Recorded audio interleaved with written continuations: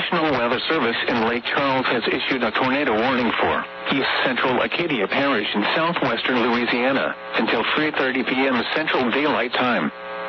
At 2:57 p.m. Central Daylight Time, a severe thunderstorm capable of producing a tornado was located near Rayne, moving north at 10 miles per hour.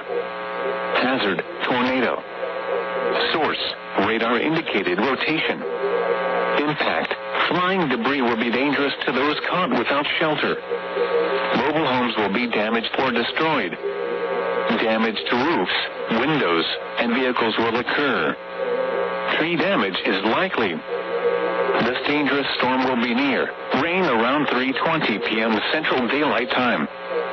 This includes Interstate 10 in Louisiana between mile markers 84 and 91. Take cover now. Move to an interior room on the lowest floor of a sturdy building. Avoid windows. If you are outdoors, in a mobile home, or in a vehicle, move to the closest substantial shelter and protect yourself from flying debris.